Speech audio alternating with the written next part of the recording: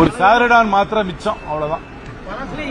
நேற்று ஜனநாயகனுக்கு ராகுல் காந்தி அவர்கள் வரவேற்பு கொடுத்திருந்த அடுத்த நாளே பராசக்தி குழுவை கூப்பிட்டு பொங்கல் விழா நடத்துறாங்க.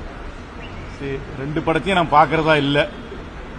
திரைப்படத்தை வச்சு தமிழ்நாடு அரசியல யாராவது நிர்ணயம் பண்ணாங்க நினைச்சாங்கன்னா அது தப்பு. ஆர்னால்ட் ஷ்வார்ஸ்நெகர் தமிழ்நாடுக்கு முதலமைச்சர் ஆயிருப்பார். அவர் படம் நிறைய ஓடிச்சு ஒரு காலத்தில்.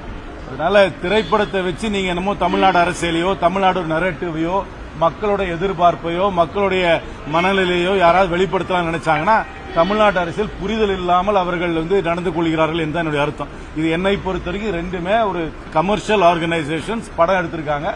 அவர்களுக்கு லாபமோ நஷ்டம் வரதை பத்தி எனக்கு கவலை கிடையாது. இது எந்த நரேட்டிவையும் செட் பண்ண போறதில்ல. அந்த ரெண்டு படத்தையும் நான் பாக்குறதாவும் இல்லை.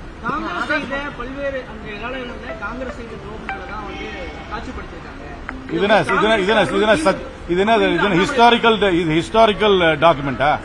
இது ஹிஸ்டாரிக்கல் டாக்குமெண்டா? திரைப்படத்தில் வர்றது ஹிஸ்டாரிக்கல் டாக்குமெண்டா?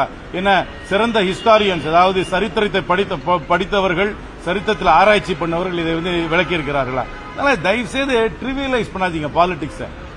ஒரு 3 மணி நேரம் படமும் எனக்கு எவ்வளவு நேரம் கூட தெரியாது. 2 படமும் ஏதோ நரேட்டிவ் செட் பண்றாங்க. ஒரு தமிழ்நாட்டு அரசியல் இது நிர்ணயம் பண்ண போது இதுதான் மக்களுடைய மனநிலையை வெளிப்படுத்துகிறது என்று யாராவது நினைத்தார்கள் என்றால் அரசியலே புரியாதவர்கள் தான் அப்படி பேசுவாங்க.